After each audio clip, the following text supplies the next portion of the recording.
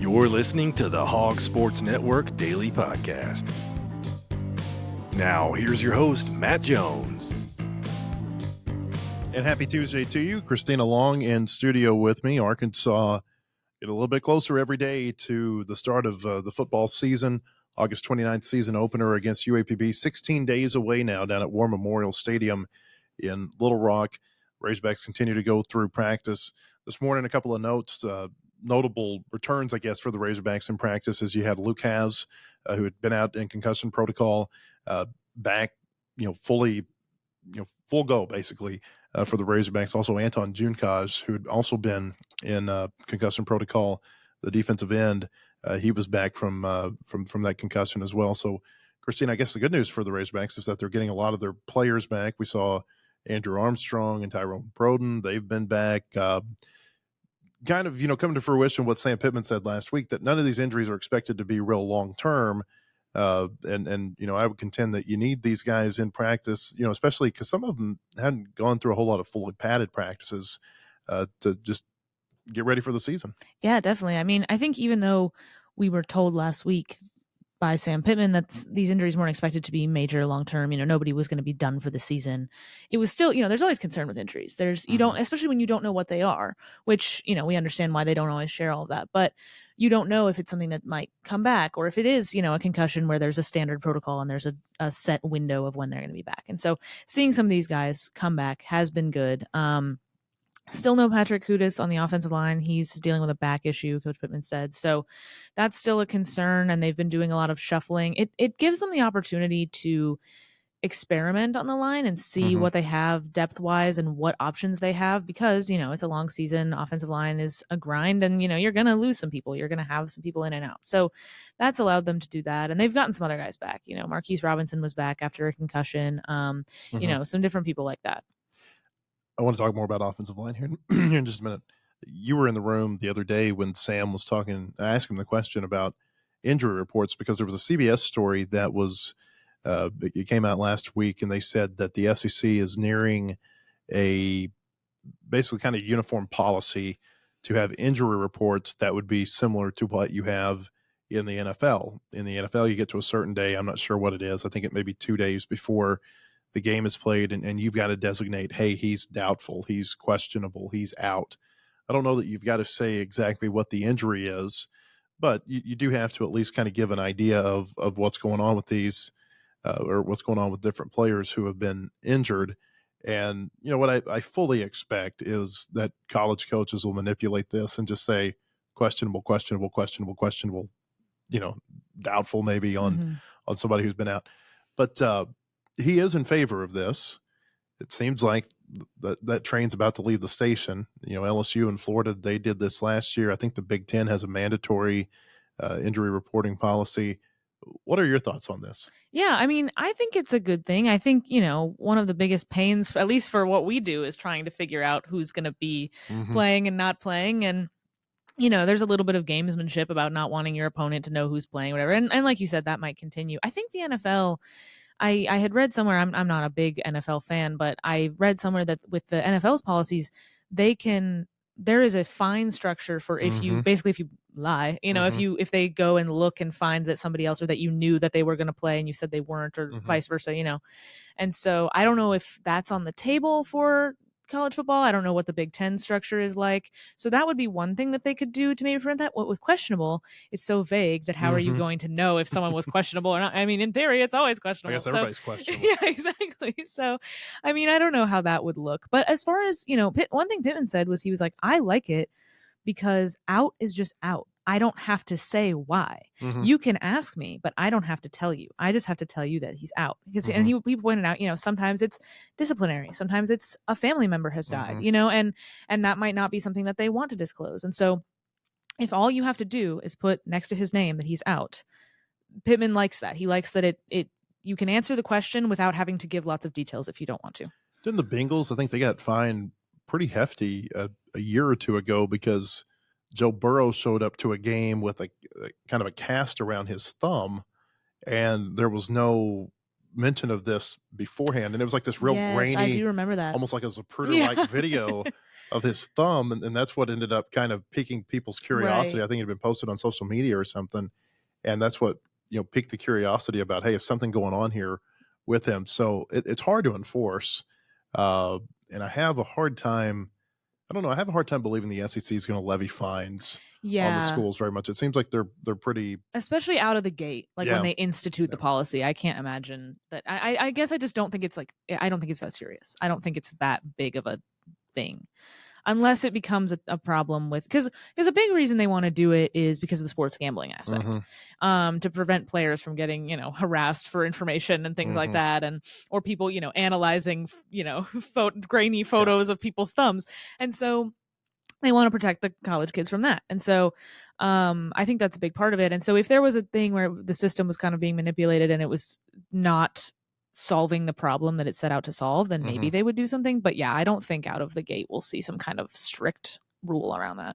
Pittman, he says that you're going to know who's out anyway. I mean, any reporter worth their salt is sitting there an hour and a half before the game begins with a pair of binoculars and a depth chart, basically checking off, hey, he's here, he's here, he's here.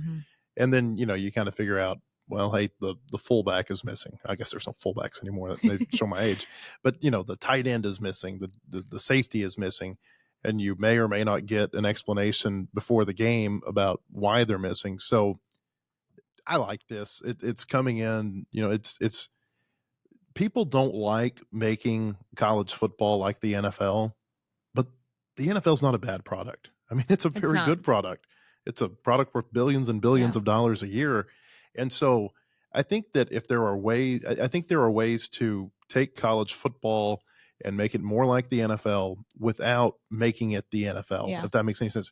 If there are things that the NFL do that are positive, then, take steps forward and do things like that while still trying to maintain as much about the college game that people love as possible. And that's getting harder and harder to do. Right. And that's what I worry about. I think and this gets into some conference realignment talk that we maybe don't want to go all the way into, because that's a whole, subject. But I think the big thing to me with college sports has a big part of the magic of it has been kind of the regionality and the regional identity that comes with college football, and some of the rivalry stuff. And the NFL has rivalry. Obviously, the NFL is associated with cities. People in those cities, in those states, they rally around the team. That is what sports are.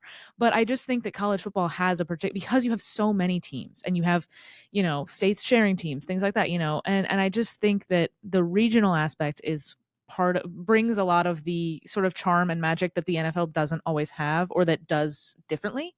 And I think that's one of the things that makes it college football a unique product from the NFL. And I do worry about losing that. I think we already see it with some of the realignment stuff. And I'm not necessarily opposed to, some of the new matchups that we're seeing and some of the things that might become, I mean, this is kind of an oxymoron, but a new rivalry. So I just think that that's something that they need to try to preserve as we kind of go into this next iteration. Maybe maybe college football is headed for more of an NFL model where there's, an AFC and an NFC, and there's kind of two different large leagues that are competing against each other or whatever.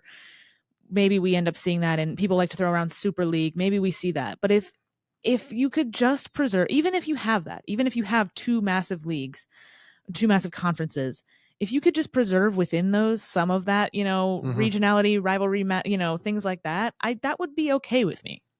I don't know how easy that's going to be to do anymore. That's the thing. Think about the Big Ten, and we're going to get into this a little bit later because the AP Top 25 football poll came out yesterday, and I've got some thoughts on schedule strength and how travel plays into that, and we'll get that in a minute. But, you get the Big Ten, teams making transcontinental flights. There's nothing regional about that, and it's one thing to be doing that in football. I really feel for the players in sports like basketball and volleyball, multiple and games the ones that play in the midweek, and then they're expected to get on a red eye and get back home and maybe be in class by the next afternoon. It just seems like that's an awfully it's a hard ask. I don't know how we got down that rabbit hole, but I brought up conference realignment. I knew it was going to be a whole thing. Let's circle back to this football team. We mentioned offensive line. I was thinking about something this morning. there are players on this offensive line who have been part of the program for a few years now. And, used to, what would happen was you would, a lot of times you wouldn't play on the offensive line until your second, third, maybe even fourth year. I remember I've heard a story before about, Tom Osborne would bring in, reporters during the preseason, and he would talk, you've never heard of, this guy, but he's going to be an All-American this year because he's been in the program for 3 or 4 years, and now it's his time to cycle into being a starter. I don't think Nebraska, typically their offensive linemen would ever start for more than a couple of years. And it was just because the expectation was you'd come in, you'd get a redshirt season, then you'd get, a year or two of development. And, that's what would happen.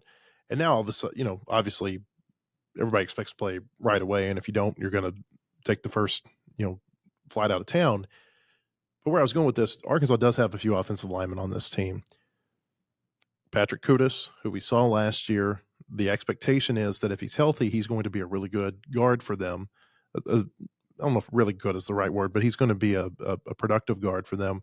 Sam Pittman said a lot of times throughout the preseason that they thought, he played tackle out of necessity last year, but they think that he's going to be better inside, and they think that he'll be good once he is healthy and can make that move. Obviously, he hasn't been in practice in a while, and I think there's got to be some concern there about that. The fact that he's only practiced maybe 1 or 2 times so far this preseason. Marion Harris has gotten some rotation with Kudus out and at guard. You got Tykees Crawford, who's been in the program for a few years now. And you just wonder about these players like Harris and Crawford. At what point do they fulfill their potential?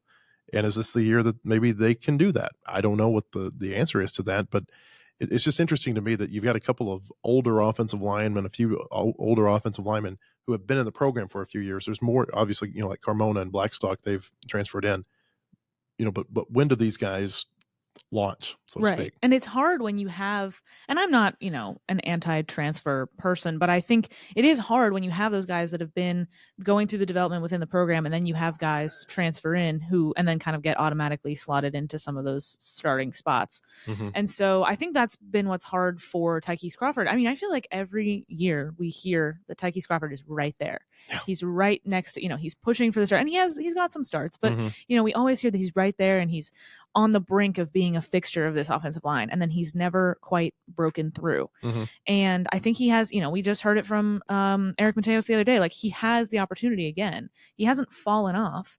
And so it sounds like he and Josh Braun are kind of they're kind of competing there at that spot. And so I think, Braun has gotten all the first team reps. What we see in practice isn't necessarily a depth chart, but it's a pretty good indicator. And so, we keep seeing Josh Braun at that first team spot and Tykees at that second team spot. And so, I think this will be an interesting year for him and see if he can break through. Harris, he was a highly regarded high school prospect, right? I remember that from the last time I was on the beat in 2022. And so I just think, Harris, we hadn't heard a lot about Harris, like when we were talking to coaches before we talked to Coach Mateos the other day.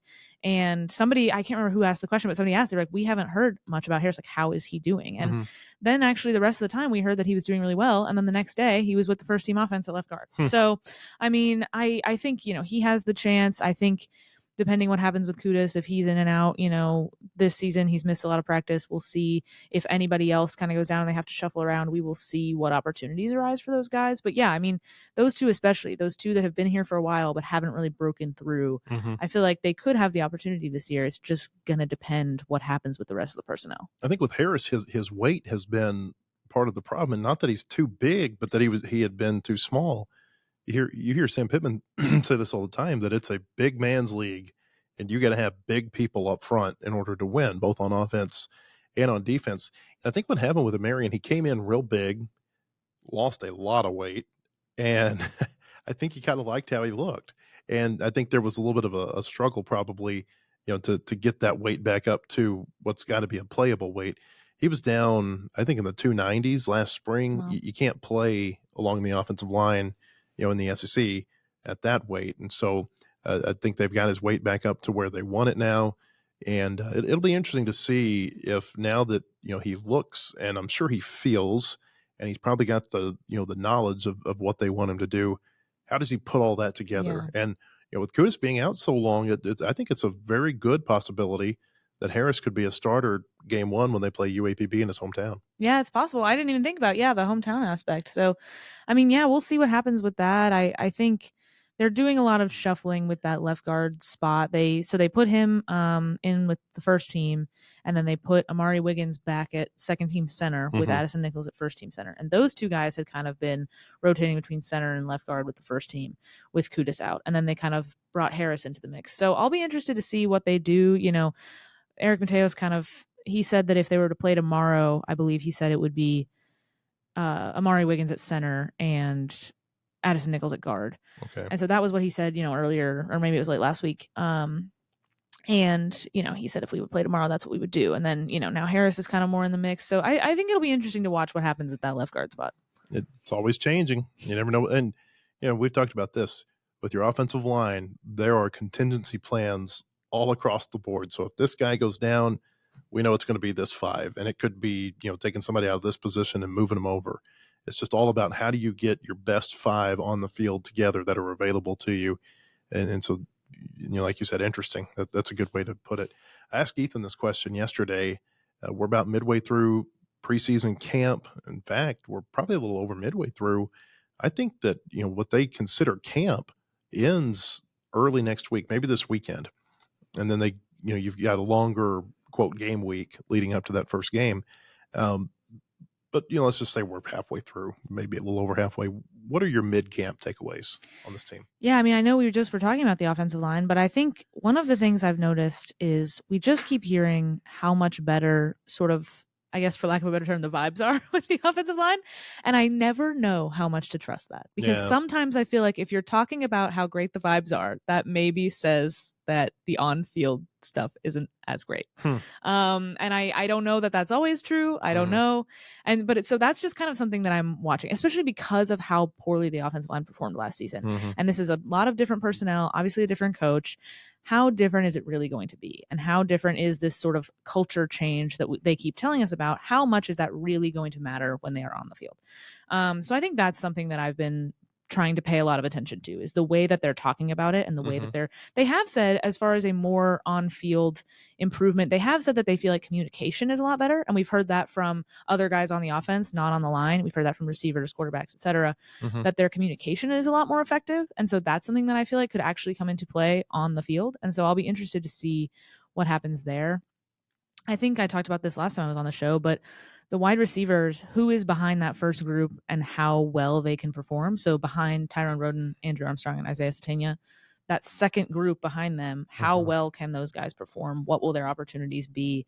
Will they make the most of them? I think that's been a big thing. And then defensively, they got a couple of, spring transfers that I think are going to be really versatile for them. And they've got a linebacker and a DB that they've now flipped. The linebacker is now playing DB and the DB is now playing linebacker. And both of those guys had done that at their previous schools. And so I think they've got some versatile pieces, especially in the backfield, that they can move around. And I think that's been something that's been pretty striking. So I think I'll be interested to see how they actually deploy those guys and what that does for their defense. Good stuff. You can read all of Christina's reports, by the way, on wholehogsports.com. You can get the latest breaking news on our website. We think it's the most in-depth source on Arkansas sports, but we are a little biased. Analysis, recruiting, latest news with Richard Davenport. You heard him on our podcast yesterday. If you didn't catch that, go back and listen to that. He had some good thoughts about some recent football commits at Arkansas. Unique stories on all the teams on campus.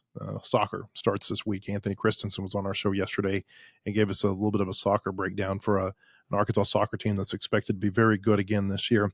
You can subscribe today at wholehogsports.com. We're going to have Cam Mellor of the College Football Network on the show a little bit later, but when we come back, Christina and I are going to go a little bit more in depth into schedule strength. Arkansas is going to play 7 teams in the AP Top 25, but I'll tell you why I don't think it's the hardest schedule in the country. That after a word from Kendall King. At Kendall King, we're proud of over 4 decades of design. We're continuing the legacy of great creative design by combining our brands of Kendall King, Soapbox, and Shopcart. Together, these brands represent a new focus in marketing design with individual attention to specific areas. Through our design expertise supported by a team of talented professionals, we showcase our best. We are Kendall King, we are Soapbox, we are Shopcart, we are design.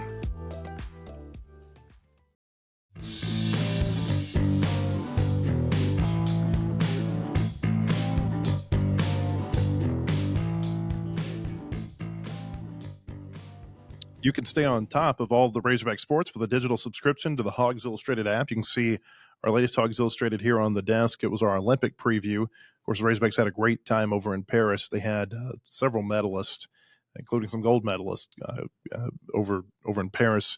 Chris Bailey was a gold medalist. Kaylin Brown got a gold medal for her work with one of the relay teams.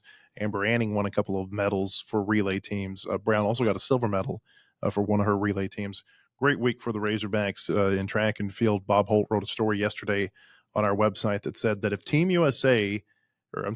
Arkansas, and this is all the athletes who compete for or have competed for the Razorbacks, or maybe the assistant coaches who are still in competition, or some of the pro athletes who just come here to Fayetteville and train, if Team Arkansas track was its own country, only Team USA would have won more medals over there. So you can see, obviously, Christina, you had great foresight to do an Olympic preview.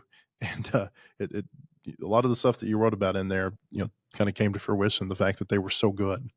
You can get the most complete Razorback coverage at Hawgs Illustrated, 20 issues every year, complete access to our website at wholehogsports.com. Monthly subscriptions begin at $17. You can join Hawgs Illustrated at hogsillustrated.com/subscribe, or you can call 479-684-5509 to subscribe to Hawgs Illustrated.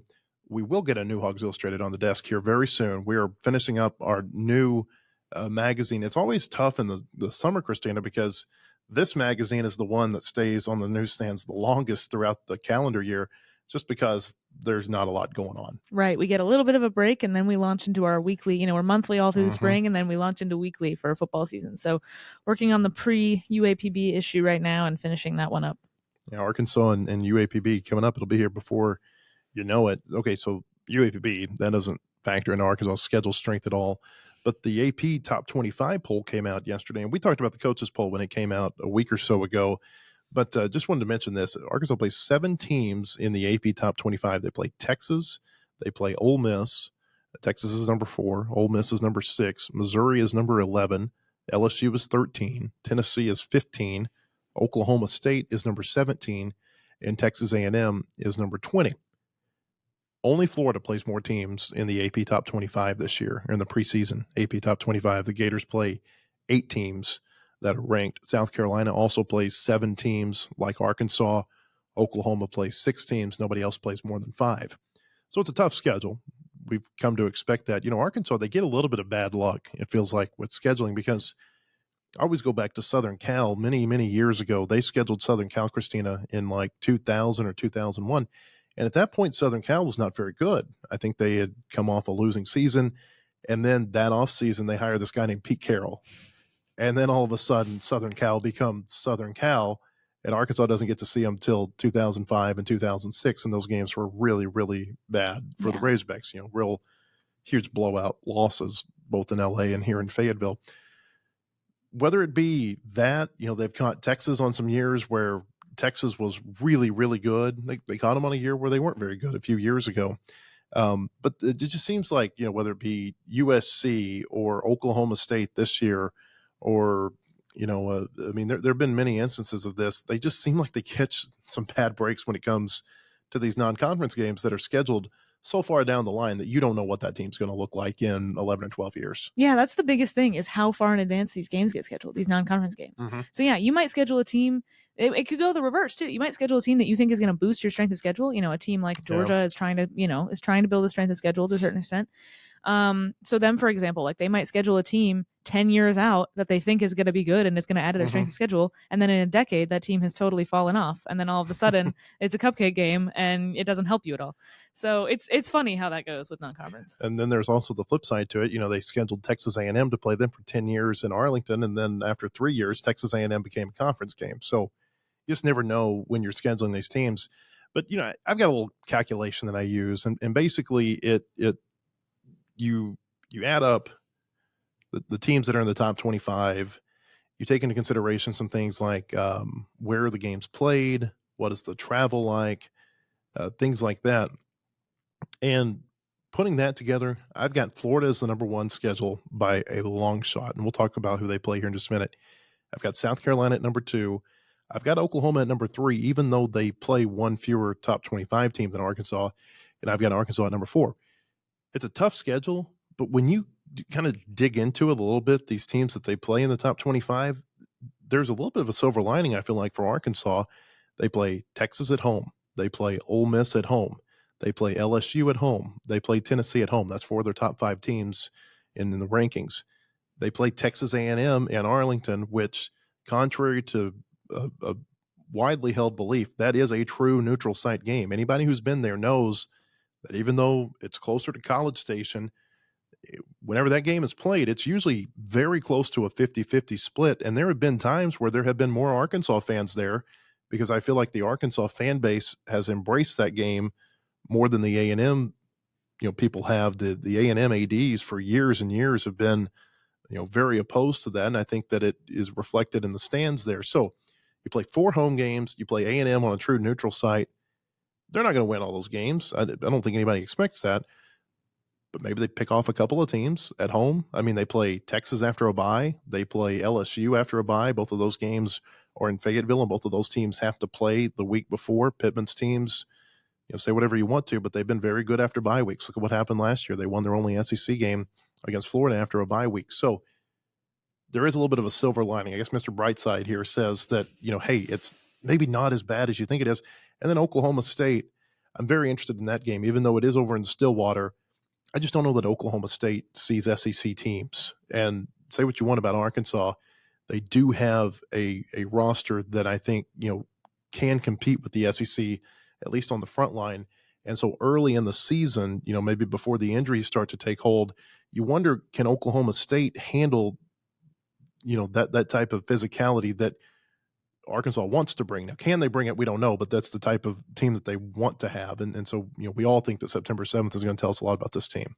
One thing that struck me about Arkansas's schedule, too, that I keep talking to people about is the more winnable conference games, which I would say are Mississippi State and Auburn. I'm pretty low on Auburn. I think some people are higher on them than me, but I'm not high on Auburn. But I think those are 2 of their more winnable games, and those are on the road. Mm-hmm. And so they get, Arkansas has a great home schedule for as far as like bringing good, good opponents teams here. You want to see. Exactly. So there will be some exciting games. You'll get to watch some good teams.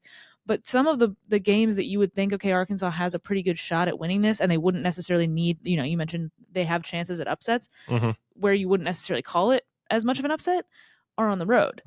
And I want to say I guess Auburn's early, but Mississippi State is a little later in the season, so it's just, I'll be curious how those games go. And I think that's a little bit of kind of the catch-22, I guess, is you have some of the, I guess, easier, for lack of a better term, games on your schedule, but you do have to go on the road for those. And your harder games are at home, which in theory should give you an advantage. But also, we talked before the show about Arkansas needs to win home games. Yeah, and I've got some numbers here to back that up. So since 2001, when the stadium underwent its first major renovation, there was another one in 2018 that closed the north end zone. But, the one in 01 gave the stadium pretty much, what the current look that it has. 73-52 overall. That's the home record. It's not a good home record, but then you dig even deeper into it, and it's real bad. 30-42 against SEC teams at home since 2001. That's 41, almost 42% winning percentage. That's bad. And then against Power 5 teams. So Texas Tech has come in and won. TCU has come in and won, and there have been others against Power 5 teams in Fayetteville. 32-48 since 2001. That's a winning percentage of 40. That's got to get better. I mean, if you're ever going to take a step as a program, you've got to win your home games. And I was thinking about, what are the best sports on campus? You got baseball. I'd say basketball is a pretty good team, pretty good program now at this point. Soccer is one of the great programs. What all of those teams have in common is they win their home games. I don't know that soccer has lost a regular season game in Fayetteville since like 2020 or maybe 2021. They win almost every time they go out on that field, and it's become, kind of this deal where I think, teams, I don't know if they fear coming here, but I think maybe they have some doubt that they can win here once they get to Fayetteville. And they've beaten good teams. North Carolina came here and they lost at Razorback Field over that time. Baseball, they're always winning home games. I mean, look at the schedule they played last year, and they did very well against it. Teams like LSU and Florida, and Ole Miss was down, but you see what I'm saying? I mean, it's a good schedule. basketball, Bud Walton Arena, for years. Even under Mike Anderson, they weren't a good road team, but you always knew they were going to be a really good home team. That's where football's got to get to. And I know it's more difficult in football because the SEC is the SEC, but how do you get to that point in football where you win, I don't know, maybe 70% of your games, as opposed to whatever this record is, 73-52 since 01. Yeah, I'd be curious to see a ranking of the SEC teams by their home win percentage over the last, same amount of time, same time period, if you could compare them all and see. I would venture to say most of them are a lot better. Right. And I wonder, where Arkansas ranks, what teams are near the top. Maybe some of them are surprises. Maybe there's a trend where some of the historically top programs in the SEC are at the top. Maybe some of them are not. I'd be curious to compare across the conference. Like Georgia, I think they've lost one home game since 2019. Yeah. It was Pittman's last year as an assistant coach. They lost to South Carolina. They got upset there. It was a morning game. And since that point, I think they've only lost one home game. Yeah. Now that's Georgia, and I get they haven't lost many games, period. Right. They're in a totally different category, but you got to win your home games. Right. How can you ever expect to be a bowl team if you're constantly having a 1-3 or an 0-4 SEC record at home? That's got to get better. Yeah. I just don't think there's any two ways about it. And you can't even talk about Arkansas being a program on the upswing until they can start winning their home games.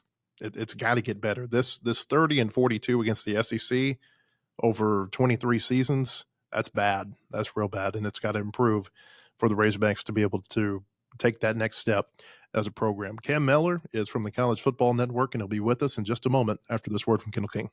At Kendall King, we're proud of over 4 decades of design. We're continuing the legacy of great creative design by combining our brands of Kendall King, Soapbox, and Shopcart. Together, these brands represent a new focus in marketing design with individual attention to specific areas.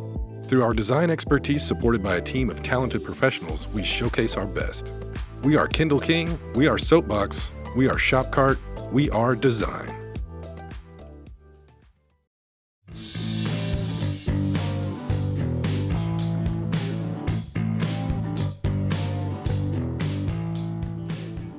Final segment here on a Tuesday. We appreciate you being with us. Our show was brought to you in part by Bentonville Glass, serving its community since 1971. Committed, professional, versatile. If you're looking for a quality leader in Northwest Arkansas or looking for skilled craftsmanship, look no further than Bentonville Glass for all your glass product needs with the highest quality products. You can see them at 507 South Main in Bentonville or online at bentonvilleglass.com. Cam Mellor is with the College Football Network, and he joins us now.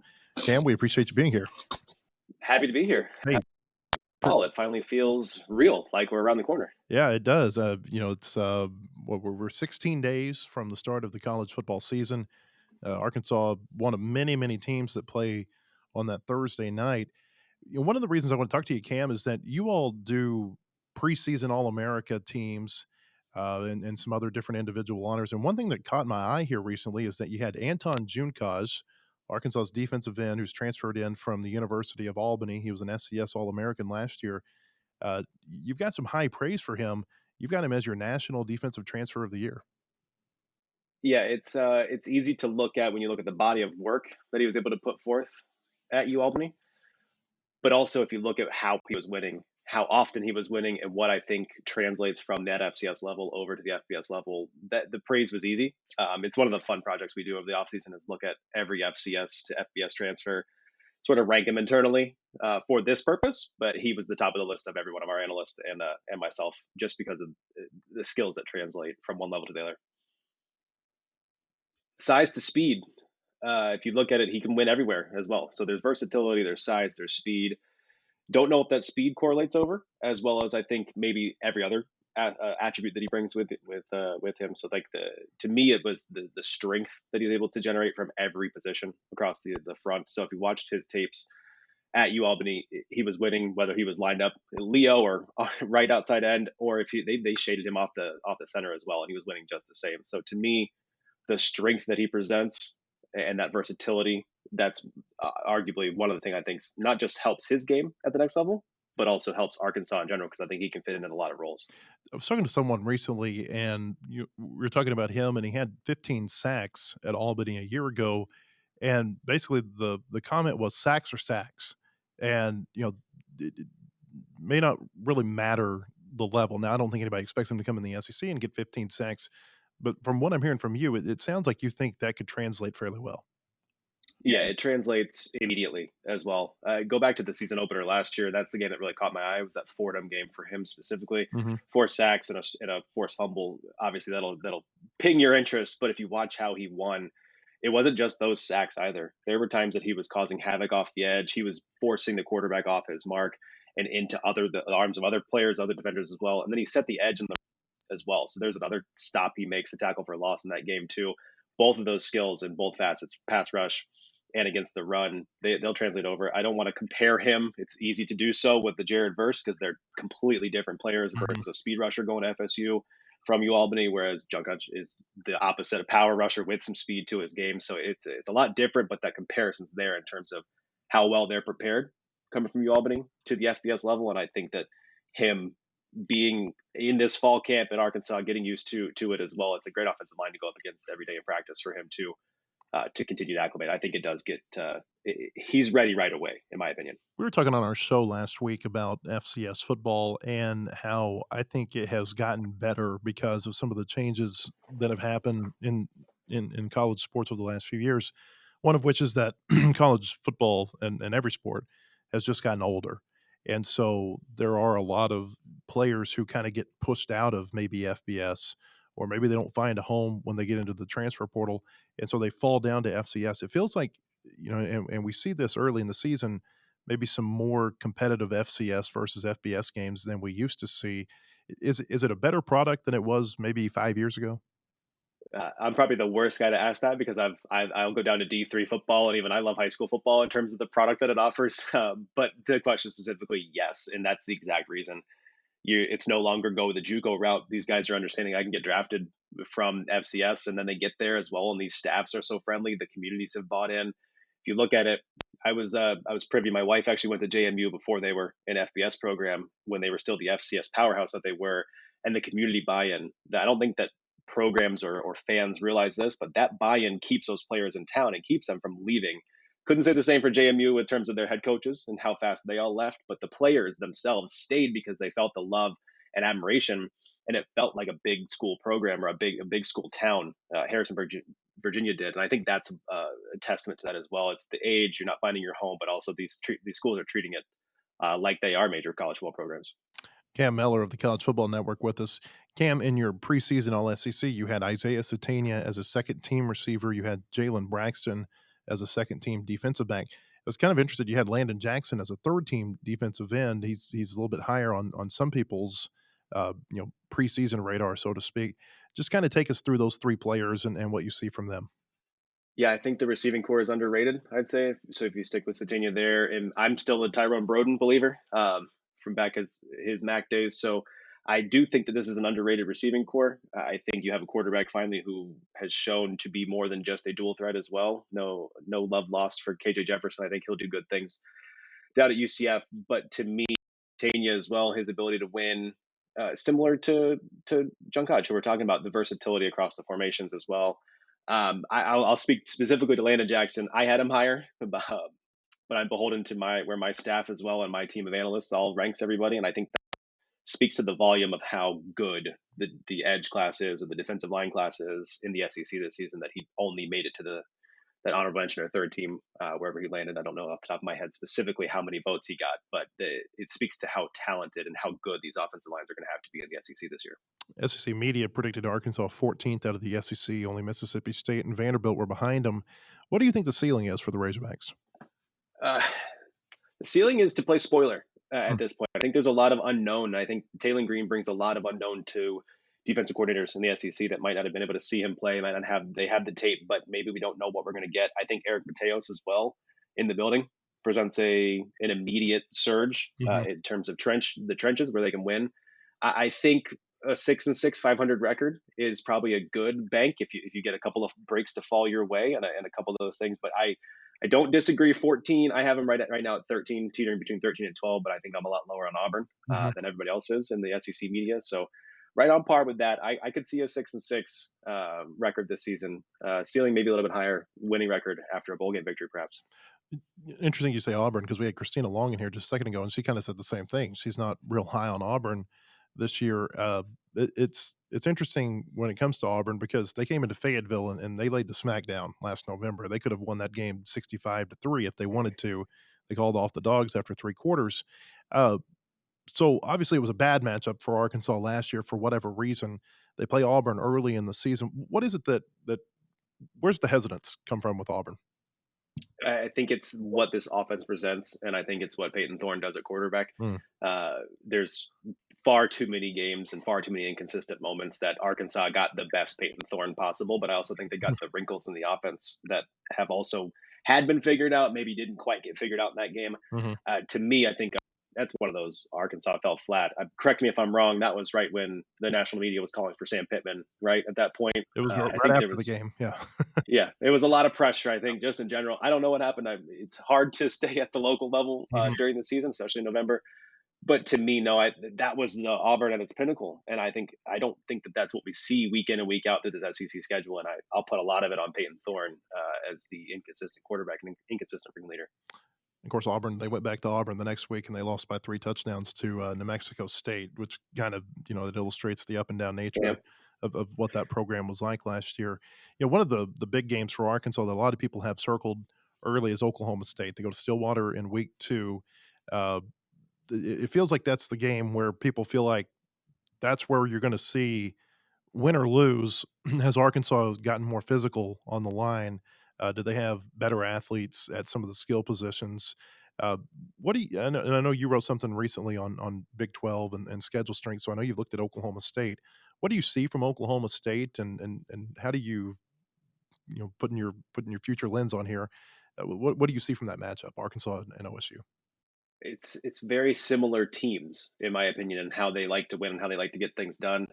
I learned last year. I think I picked Oklahoma State to finish second to last in the Big 12. So I was very wrong, and I will never count out Coach Gundy again.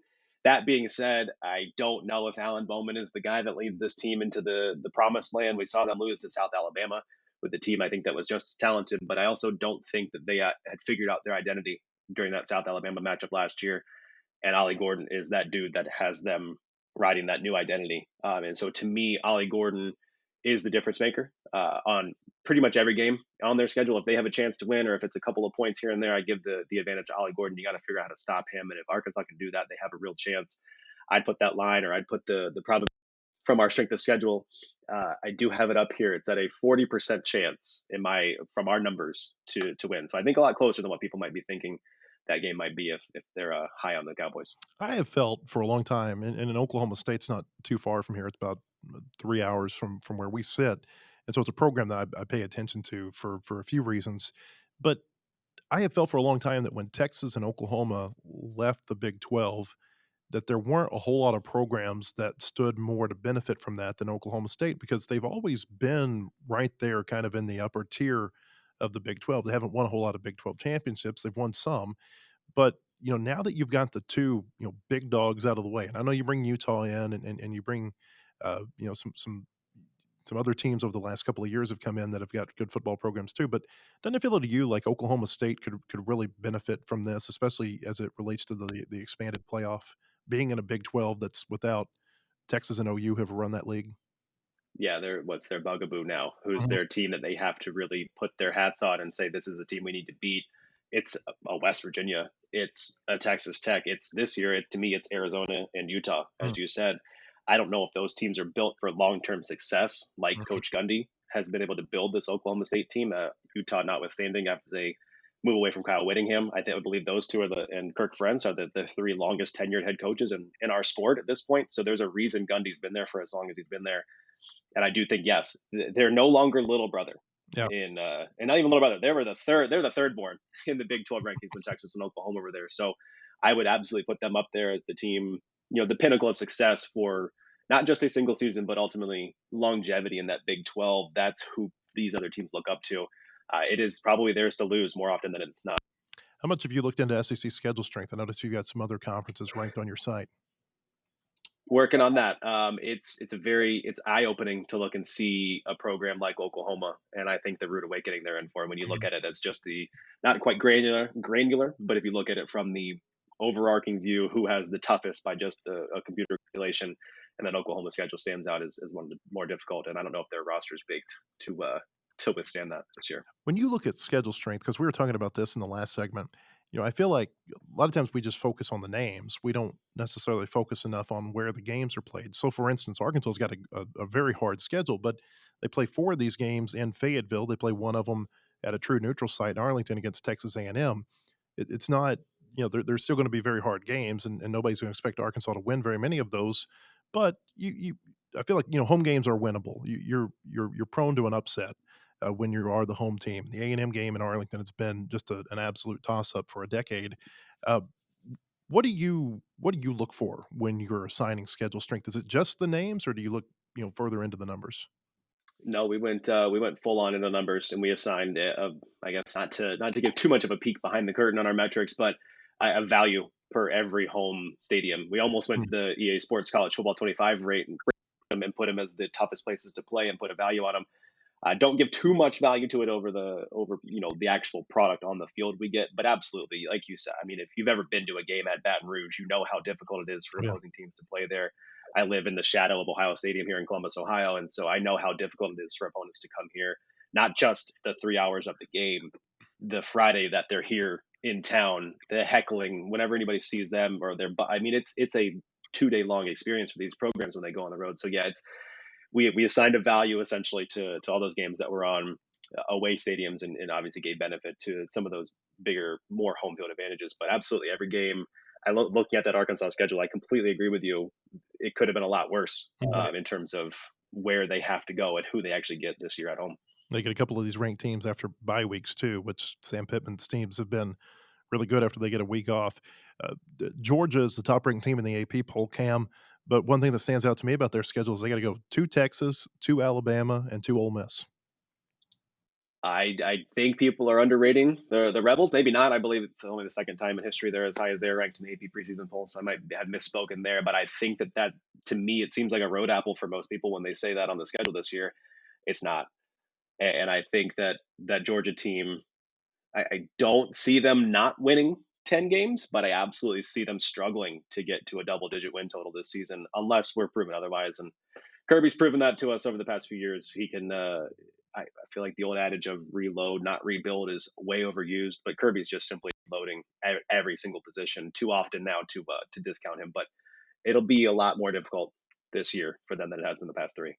As it relates to schedule strength, thinking nationally, not just SEC, what teams, near the top, and I guess this would mainly be SEC and Big Ten teams, maybe Notre Dame, but what teams near the top have got a favorable schedule that you think might help them on the road to the playoff?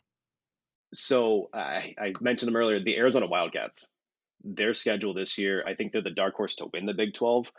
It wouldn't surprise me if they're 12-0, 13-0, winning the Big 12 because of how their schedule aligns. Their toughest game, I believe, is Utah early.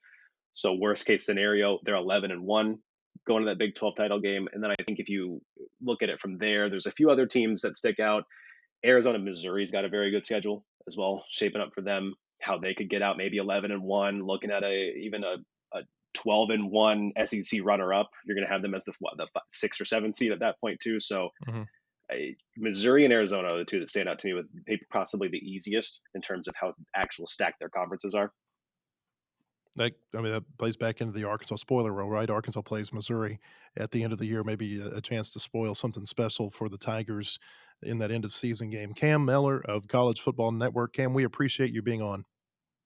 My pleasure. Thanks for having me. All right. Happy to do this, and hoping for a great season for everybody coming up here. Thanks for having me. Thank you, Cam. We appreciate your time. Cam Mellor of the College Football Network. We appreciate you being here today.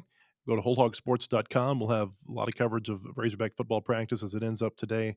Also, Razorback soccer poll will come out today. SEC poll, Anthony Christensen, plenty of insight there as the Razorbacks get ready to start their season, a top 16 team in the national poll. We'll be back with another podcast tomorrow. We expect to have Matt Brown from the Extra Points newsletter on with us to talk about some of the big things going on in college athletics. Thanks for being here. We'll see you tomorrow.